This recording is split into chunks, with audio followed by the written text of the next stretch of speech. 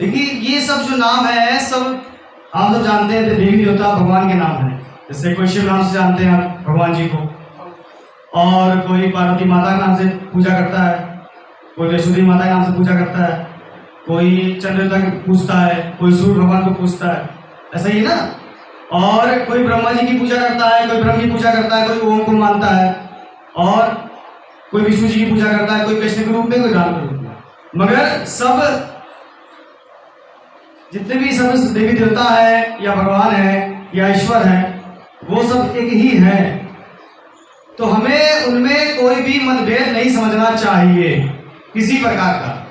ये नहीं कहना चाहिए कि विष्णु छोटे हैं या शिव बड़े हैं, या शिव बड़े हैं विष्णु छोटे हैं, ना कोई छोटा है ना कोई बड़ा है, सब एक समान है, सब उन्हीं के रूप हैं, सब उन्हीं के रूप हैं, सब पूजनीय है और सब उन्हीं के रूप हैं। तो जैसे क्या होता है कि आजकल क्या चल रहा है कि वहां पर वो सुनते ज्यादा है, ये कम सुन रहे हैं और उनको छोड़ के वहां चले जाते हैं। तो ऐसा कतई मत समझें, अपना पूरा विश्वास बना के रखें, और जिसकी भी पूजा कर रहे हैं, शिव की पूजा कर रहे हैं, शिव की वंदना कर रहे हैं, शिवलिंग की पूजा कर रहे हैं, या श्री हरि विष्णु की पूजा कर रहे हैं, या श्री कृष्ण की पूजा कर रहे हैं, तो हमें समझना चाहिए हम उस जो हमें साकार और जो दिख नहीं रहा है, जो अविनाशी है, जो निराकार है, हम उसी की पूजा करें। उसके सिवा कोई दूसरा है ही नहीं, वही है जगत में, और उसी से सब कुछ बना है। चाहे हमारा शरीर हो, चाहे हमारी आत्मा हो, चाहे ये जगत हो, कुछ भी हो, वो सब उसी से बना है, या कह लें सब उसी में बना है। आप सब समझ रहे हैं, सब उसी में बना है। तो सबसे पहले सत्संग शुरू होने से पहले हमें समझना चाहिए किस प्रभु का हमें चिंतन करना चाहिए। तो उसी के प्रसंग में बात चल रही है, तो हम किसी भी प्रभु का नाम ले लें, कोई किसी को किसी से कम नहीं समझना चाहिए। अगर हम माने कि अक्षर परम ब्रह्म के रूप में कौन से परमात्मा परमेश्वर हैं जो अक्षर ब्रह्म में सबसे पहले प्रकट हुए, तो वो ओम है, 3 अक्षरों वाला ओम, 3 अक्षरों वाला ओम। जो ओ है वो ब्रह्मा जी का, और जो बीच का ऊ है वो विष्णु जी, पालनहार। विष्णु जी पालनहार कहे गए ना, ब्रह्मा जी सृष्टि करता, और शिव जी जो सब कुछ करते हैं। ओमा, ओम, 3 अक्षरों का ओम। समझ में आ रही है? तो अक्षर परम ब्रह्म के रूप में हम ओम की पूजा करते हैं। जब दिवाली होती है तो हम गणेश लक्ष्मी की पूजा करते हैं, ऊपर ओम लिखते हैं 3 अक्षरों वाला, अगरबत्ती स्वास्तिक बनाते हैं, रिद्धि सिद्धि है ना, शुभ लाभ। तो सबसे पहले समझेंगे कि जो कैसे प्रभु की वंदना करनी है। अगर समय नहीं है तो आप प्रभु का नाम मतलब मन में आप आंख बंद कीजिए और मन में आप नाम ले लीजिए, निरंतर नाम संजन मन में चल रहा है। ये नहीं है कि वहां नाम चल नहीं रहा है, अत्यंत जाप चल रहा है। हाँ, जैसे सांस आती है, एक जपा जाप होता है। कौन जाप होता है? जैसे हम लोग भगवान का जाप करने के लिए राम राम राम राम राम राम राम राम राम राम मारा लेके उसमें 108 होती है ना रुद्राक्ष, तो उसमें जो मूर्तियां होती हैं, तो मैं राम राम राम राम का नाम या शिव शिव शिव जो जैसा भी कोई मंत्र का जाप कर रहे हैं, ओम ओम ओम, तो उसी प्रकार से एक जाप है अजपा, जिसको जपा नहीं आता है, वो अपने आप होता रहता है। कैसे होता है? जब सांस बाहर जाती है तो हा, और सांस अंदर आती है तो सा, हंस। जैसे आपने सुना होगा सबके नाम क्या है, किसी का नाम क्या लगा होता? परमहंस। क्या लगा होता है? परमहंस, उनका नाम लिखा होता है परमहंस। उनको ये बात पता होती है, इसलिए वो लिखते हैं परमहंस, क्योंकि वो अजपा है, और जो उसको समझ जाता है वो भगवान को पा जाता है। सांस में, हर सांस में प्रभु का नाम चल रहा है, हर एक सांस में चल रहा है, मगर हम उनको भूल गए हैं, फंसे हुए हैं इस चक्रव्यूह में। हम लोग फंसे हुए हैं इस चक्रव्यूह में।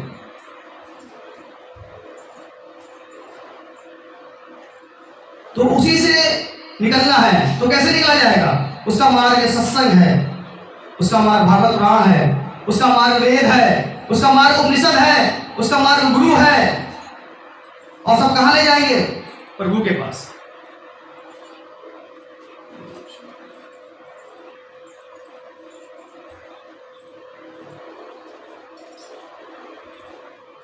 ये सारे रास्ते हमें प्रभु की ओर ले जाएंगे, मुक्ति की ओर। सब मोक्ष पाना चाहते हैं, सुना होगा मोक्ष के बारे में। वो लोग कैसे कहते हैं मोक्ष मिलेगा, हम तो प्रभु का नाम ही नहीं ले पाते हैं। ऐसा कहते नहीं सोचना चाहिए, क्योंकि वो आपसे अलग नहीं है। वो दिख क्यों नहीं रहा है?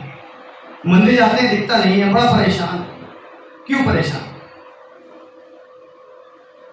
क्योंकि हम उसको भूल गए हैं, या कह ले भटक गए हैं, या कह ले भटक गए हैं। तो कैसे मिलेगा? इसके लिए भागवत पुराण है, शिव पुराण है, 18 महापुराण है, रामायण है, वेद है, उपनिषद है, अनेकों चीजें। और अगर हमें कुछ भी ना समझ में आए तो हम जिस नाम से जानते हैं उनको, ओम के नाम से, राम के नाम से, उनका मुख्य नाम ओम है। और जिन्हें शिव कहा गया है, जो निराकार है, शिव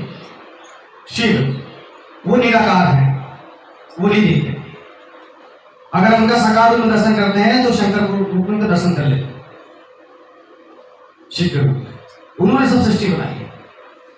और निराकार का अगर एक और रूप देखें तो उनका कोई नाम नहीं है, सब नाम उन्हीं के हैं और उनका कोई नाम नहीं। जैसे घर में हमारी माता जी जो है वो किसी की माता है, और किसी की धर्मपत्नी है, और किसी की गुरु भी है, पढ़ाती है, मतलब उसमें टीचर है, और किसी की मामी है, किसी चाची है, अनेकों रिश्ते हैं, मगर माता तो एक ही है ना। उनके रूप अलग अलग है, उनके रूप अलग अलग है। तो क्या ये समझना चाहिए कि वो अलग अलग है? एक ही है ना, एक ही है। अगर वो पालनहार है और वो सृष्टि चला रहा है तो विष्णु के रूप में जाते हैं। किस रूप में आते हैं? विष्णु के रूप में। अगर सृष्टिकर्ता बन जाते हैं तो ब्रह्मा रूप में चले जाते हैं। अगर अन्य के रूप में आ जाते तो अन्नपूर्णा जो माता होती है उनके रूप में आ जाते हैं। और जब जब अधर्म बढ़ता है दुनिया में, पृथ्वी पे, तब किस रूप में आते हैं ना किस रूप में? यदा यदा ही धर्मस्य ग्लानिर्भवति भारत, जब जब धर्म की हानि होती है तब तक मैं साकार रूप में प्रकट होता हूं। ऐसा ही होता है ना। तो अब सत्संग का जब विषय आता है तो उसके विषय में थोड़ा बाद में जाएंगे। सत्संग पहले सत्संग क्यों सुना जाए उसके बारे में सोचना चाहिए। सत्संग क्यों होता है, सत्संग क्यों करना चाहिए? तो सत्संग में हमें भगवान के बारे में पता चलता है कि उन्होंने दुनिया कैसे बनाई है, हमारे अंदर आत्मा कहाँ रहती है, आत्मा क्या परमात्मा है, क्या स्वयं वही है वो, कैसे से मुक्ति मिलेगी? आ रहे जा रहे, आ रहे जा रहे, आ रहे जा रहे, कर्मों फंसे हुए हैं। कभी दुख मिलता है तो कभी सुख मिलता है।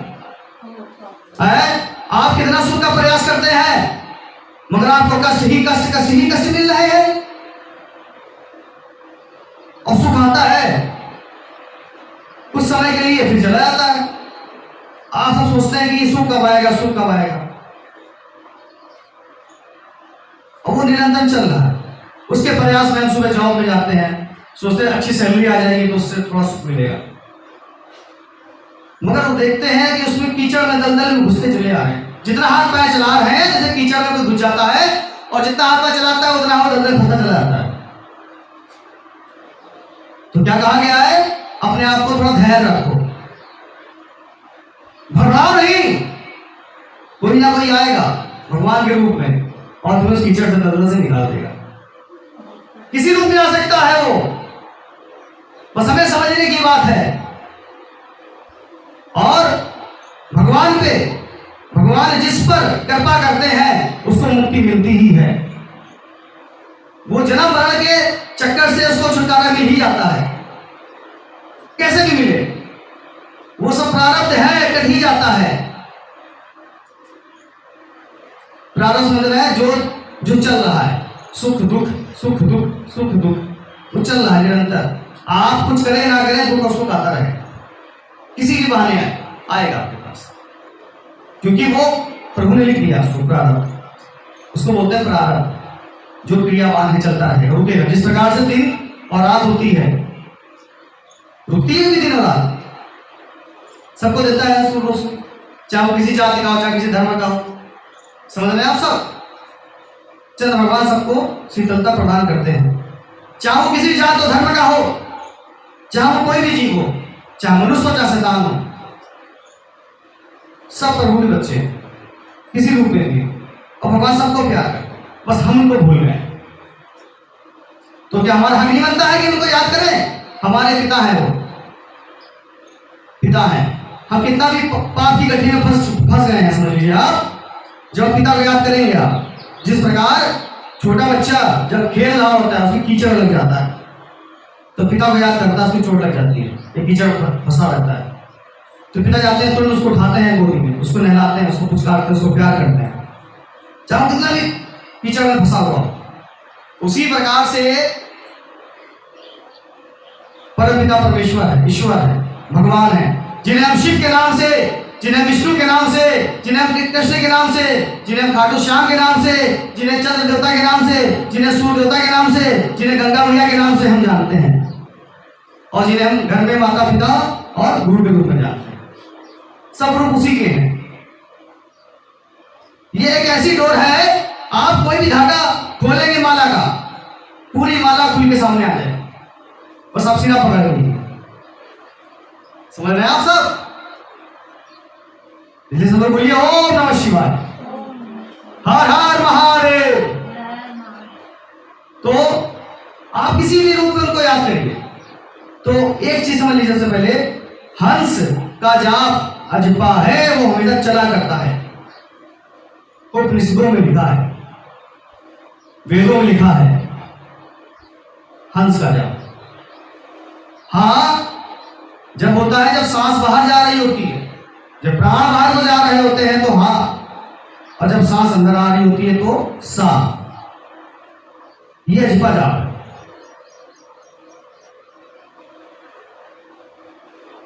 तो जो शिव है वही अक्षर परम ब्रह्म के रूप में है, जो विष्णु है वही शिव है। अगर हम क्रम से चलेंगे तो शिव पुराण कहता है कि शिव और शिवा, शिव मतलब शिव जी, शिवा मतलब पार्वती माता, इनका मन हुआ। क्या हुआ? मन। अकेले थे तो इनका मन हुआ कि भाई सृष्टि में सृष्टि होनी चाहिए। अब सृष्टि कैसे हो? तो शिव जी ने अपनी जांघ में अमृत घिसा, तो उससे विष्णु जी हुए, उससे विष्णु जी हुए। जब हम विष्णु पुराण पढ़ते हैं तो उसमें शंकर होते हैं, पहले विष्णु जी होते हैं, विष्णु जी उसमें भगवान बने, परमात्मा बने हैं, फिर उनसे उनकी नाभि से ब्रह्मा जी होते हैं, फिर शंकर होते हैं। मगर जब शिव पुराण में जाएंगे तो पहले शिव होते हैं, शिव और शिवा, ये दोनों एक ही हैं, इनको अलग मत समझिए। जैसे चंद्र सूरज, अगर एक को हटा देंगे तो जीवन खत्म हो जाएगा, दोनों जरूरी है, भाई एक ही है। तो इसी प्रकार से जब शिव जी ने अपनी जांघ पे अमृत घिसा तो उसमें विष्णु जी प्रकट हुए, उनकी इच्छा, किसी इच्छा, प्रभु की इच्छा। जब भी देखा होगा आप लोग घर में सीरियल देखते हैं, नाटक देखते हैं, तो उसमें विष्णु जी कहते हैं सब भगवान की लीला है, सब प्रभु लीला, हंस तो नहीं कहते हैं ना, और कुछ नहीं कहते। क्यों कहते हैं? सब उसकी लीला है, प्रभु। वो प्रभु कौन है? निराकार है, जो सब जगह है, दिख नहीं रहा है, और सब जगह है और दिख भी नहीं रहा है। वो शिव है। जब हम शिवलिंग की पूजा करते हैं तो उसको हम कहते हैं शिव है, ये निराकार प्रभु, शिव के रूप। तो विष्णु जी हुए, और विष्णु जी ने जब बहुत तपस्या की खड़े होके, तब उनको शिव जी ने दर्शन दिए और उनको बताया कि तुम ध्यान करो। तो वो ध्यान में चले गए, खड़े खड़े ध्यान कर रहे थे, अनेकों वर्षों तक ध्यान करते रहे। तब उनके अनेकों उनकी जल की धाराएं फूटी, जैसे जी के गंगा जमुना निकलती है सर से, देखा गंगा जी निकलती हैं, ऐसे विष्णु जी की अनेकों धाराएं निकली, तो उससे अनेकों नदियां बन गई। जिन्हें गंगा जमुना सरस्वती सबके नाम से जानते हैं, समुद्र बन गया पूरा। और फिर वो बहुत लंबे समय तक फिर वो आराम करने के लिए लेट गए। जब वो ध्यान में चले गए, लेट के आराम कर रहे थे, तो उनके नाभि कमल से ब्रह्मा जी की उत्पत्ति हुई, प्रकट हुए। ये किसकी इच्छा थी? प्रभु की इच्छा। कैसे प्रकट हुए? पहले नाभि कमल से, नाभि से कमल निकला, ऊपर की ओर बढ़ा और उसमें बहुत प्रकाश था, तब उसमें ब्रह्मा जी प्रकट हुए। अब ब्रह्मा जी ढूंढने लगे कि भैया मेरे पिताजी कौन है, मेरा किस लिए हुआ है। तो ब्रह्मा जी ने फूल नीचे किया, थोड़ा नीचे आए, देखा काफी लंबा है तो समझ नहीं आ रहा है। जो फूल गया था काफी लंबा था, वो उनको समझ नहीं आ रहा है कैसा क्या है। तब वो ध्यान में चले गए और उनको विष्णु जी ने खुश होकर दर्शन दिए। फिर जब दर्शन दिए तो पूरी बात बताई, किस लिए हुआ है, क्या हुआ है। अब वो सोचे हम बड़े हो गए, हम बड़े, आपस में युद्ध छिड़। सुना होगा आप लोगों ने, भगवान विष्णु जी का ब्रह्मा जी का युद्ध छिड़ गया। तो उसी समय एक युद्ध छिड़ गया उनका। युद्ध कैसा? मतलब बहस। वो कहे हम बड़े, वो कहे हम बड़े, अभी चलता रहा। अब ये बहस क्यों हो रही है? ये भगवान इच्छा है, प्रभु इच्छा। तो एक शिवलिंग प्रकट हुआ, या कह लें एक लिंग प्रकट हुआ, बहुत बड़ा, जिसका ना नीचे कोई अंत था और ना ऊपर कोई अंत था। अब ब्रह्मा जी निकल पड़े ऊपर की और विष्णु जी नीचे की, अंत मिले ना। अब बड़ा परेशान, ये क्या है, किस लिए काम आता है। शिवलिंग तो हमें पता चल गया ना कि ये शिवलिंग है, उन्हें नहीं पता था ये शिवलिंग है। उन्हें पता ये क्या चीज है, ये क्या है ये। और वो बहुत परेशान। तब वो 100 वर्षों तक हाथ जोड़ के, ऐसे नमन करके, सब कुछ भूल के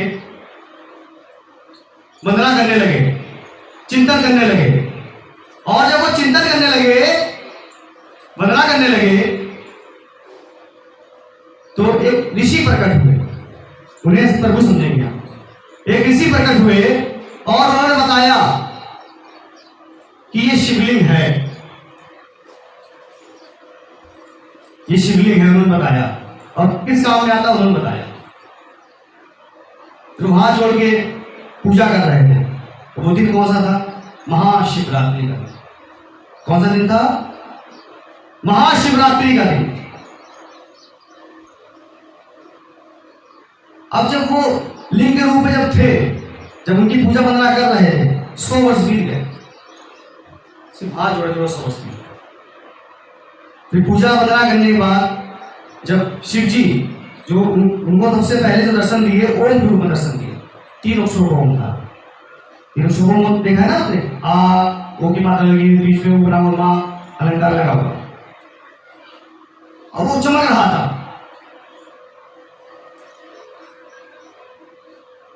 दक्षिण में खड़े थे, शिवलिंग के दक्षिण में खड़े थे विष्णु जी, और वाम भाग में खड़े हुए थे, यानी कि उत्तर भाग में ब्रह्मा जी।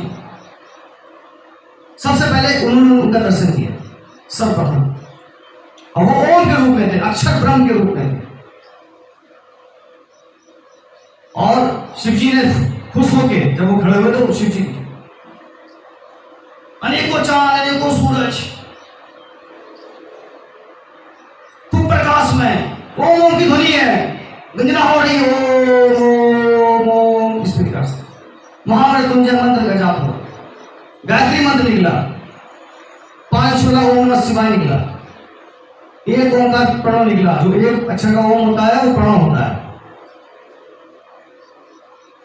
उसकी साधना करने से, एक अक्षर वाले ओम की साधना करने से हमें धरती पे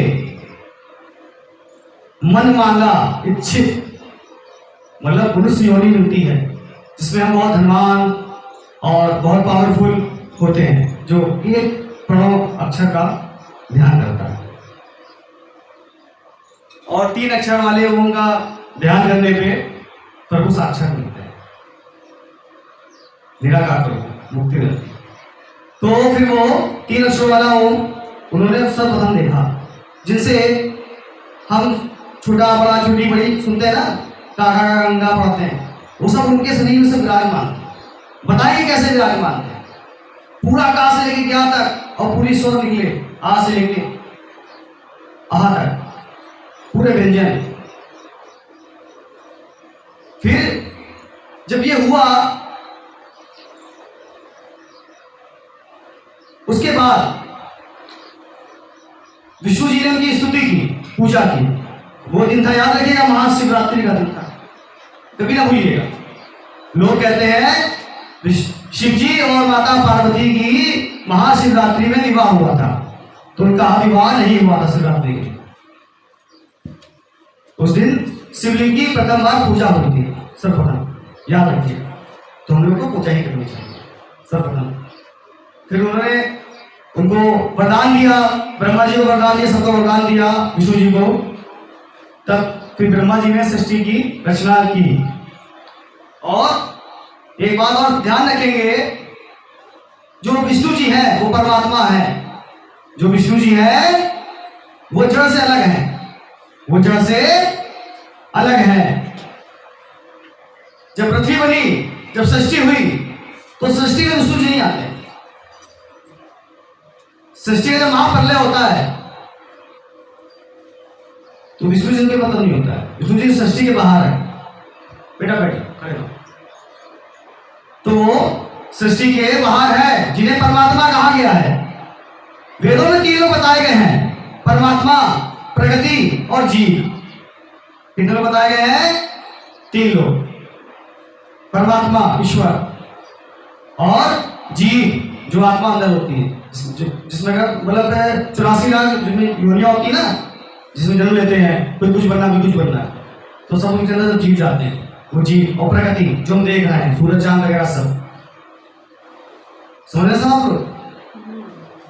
तो परमात्मा उस सृष्टि के बाहर है, वो पालनहार है, परमात्मा है। हमें साक्षात साकार रूप में अगर भगवान को देखना है, दर्शन करना है, तो विष्णु जी के दर्शन कर लीजिए।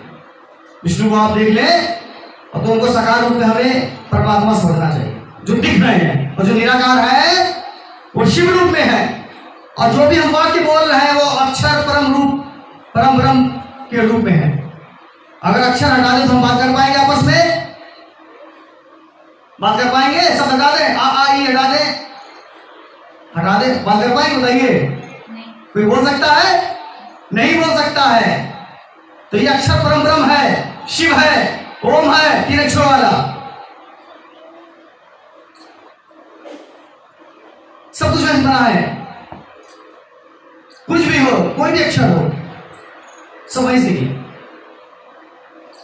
किसी ने अक्षर नहीं बनाया, स्वयं प्रभु ने बनाया, ये उसकी इच्छा से। और जो ये बहस का मुद्दा छिड़ा था, ये भी प्रभु की इच्छा, ये लीला करनी थी ना, शिवलिंग वाली, सृष्टि वाली, सब उनकी लीला है।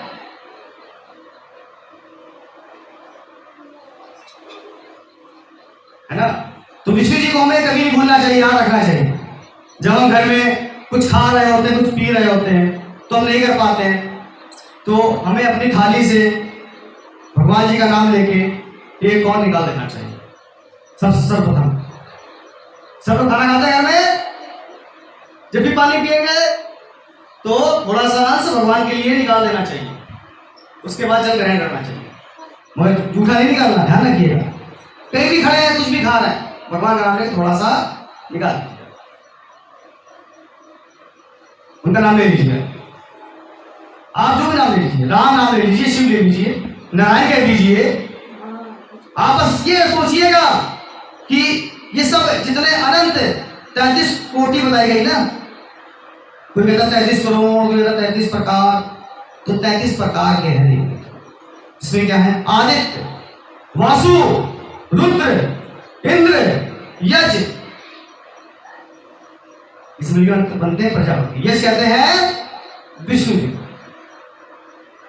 यज हवन करते हैं ना, ओम भूर्भुवः स्वः तत्सवितुर्वरेण्यं भर्गो देवस्य धीमहि धियो यो न प्रचोदयात् स्वाहा डालते हैं, अग्निहोत्र करते हैं। तो किसको करते हैं? विष्णु जी करते हैं। ओम इंद्राय नमः किसको करते हैं? विष्णु जी को करते हैं। और जब भी हम शिव जी का जब पूजन करते हैं, जब शिवलिंग में जल डालते हैं, तो हम कहते हैं ओम नमः शिवाय या किसी प्रभु का हम नाम लेके उसमें कुछ भी हम छोड़ दें तो उनको मिल जाता है।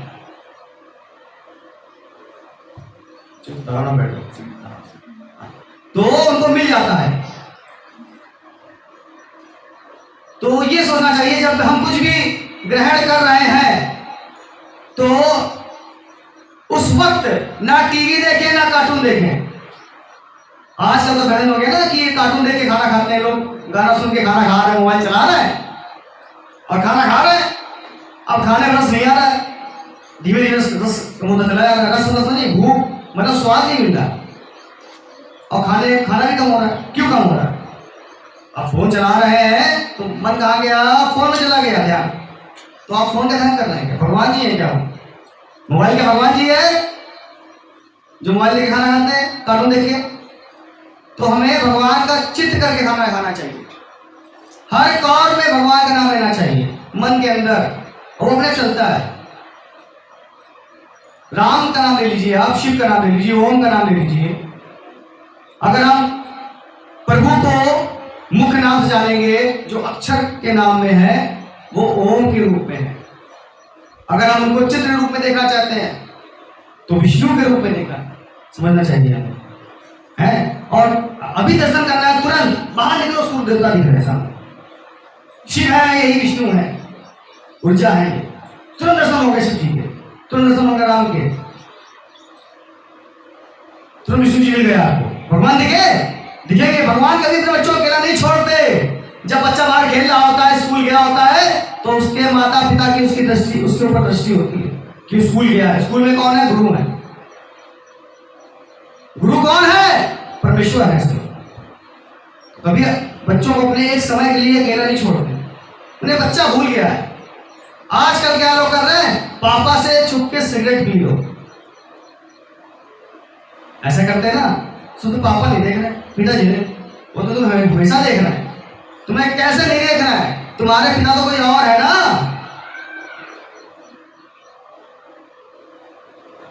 वो तो यहाँ पालनहार के रूप में आपको दिख रहा है, आपके माता पिता हैं और उनकी पूजा करनी चाहिए। तो माता पिता के रूप में है, वो शरीर के पिता हैं और देख रहे शरीर उन्होंने बनाया नहीं है। वो तो क्रिया है भगवान की, प्रभु की लीला है कि वो पिता का दर्जा मिल गया और उनका पुत्र का दर्जा हो गया। मगर दर्जा किसने दिया है? प्रभु ने दिया है। अगर वो चाहे कि आप सांस लो तो सांस ले सकते हो, एक सेकंड भी, एक बार भी नहीं ले सकते।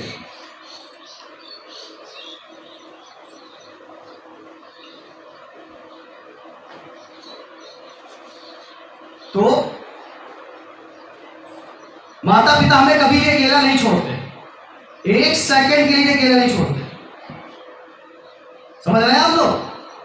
तो कभी मत देखो कि कोई देख नहीं रहा है, हम पाप कर रहे हैं या पुण्य कर रहे हैं। तो पाप और पुण्य से बचो, ना पाप करो ना पुण्य करो। ये भी बहुत विषय आगे का है, बताएंगे इससे क्या छुटकारा मिलेगा। ये भी कटता है। लोग कहते हैं कि तुझको तो भोगना ही पड़ेगा, तूने पाप कर दिया, तुझको तो फल भोगना ही पड़ेगा, तुमको तो दंड मिल के ही रहेगा, तुम परेशान हो जाओगे। भगवान देख रहा ऊपर वाला, सत्य है, भोगना पड़ेगा। उससे बचने का कोई रास्ता है, उपाय है? बिल्कुल है, बिल्कुल है उसका उपाय। तो ये आगे की सत्संग सभा में पता चलेगा। ऐसे बहुत से हैं। तो हम कहां पर थे? प्रभु पे थे।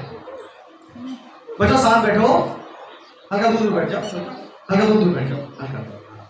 तो छोटा हो या बड़ा हो, अभी भगवान में लौट के आते हैं तो उससे पहले समझ लेंगे कि 100 वर्ष मिले हैं सबको। प्रहलाद कह रहे हैं कि 100 वर्ष सबको मिले हैं। अब जब समय मिले तुरंत जैसे जाने तब प्रभु की पूजा अर्चना चालू कर देना चाहिए, प्रभु का ध्यान चालू कर देना चाहिए। ये मत सोचना चाहिए कि यार बच्चे बड़े हो जाए, शादी ब्याह कर दें, उसके बाद हम राम राम करेंगे। अरे क्या कद्दू राम राम करोगे? जब हाथ पानी काम है तो क्या राम राम करोगे? मुंह में दांत तो आम आम कहियो, राम राम कहा कहियो? आम आम आम आम आम आम क्या कहियो? आम आम राम राम ना कहियो, दांत हटा दो, आम आम नहीं दिखा दो कहेंगे राम। जब समय मिले, जब दिखे रास्ता, भगवान रास्ता दिखाते हैं, किसी माध्यम से दिखाएं, टीवी के माध्यम से दिखाएं, बाबा के माध्यम से दिखाएं, पड़ोस के माध्यम से दिखाएं, कैसे भी दिखाएं, भगवान तुम्हें रास्ता भेज रहे हैं, राह दिखा रहे हैं, उस रास्ते पे चल पड़ो, उस रास्ते पे चल पड़ो। देखो सूर्यदास सब सामने आए हैं।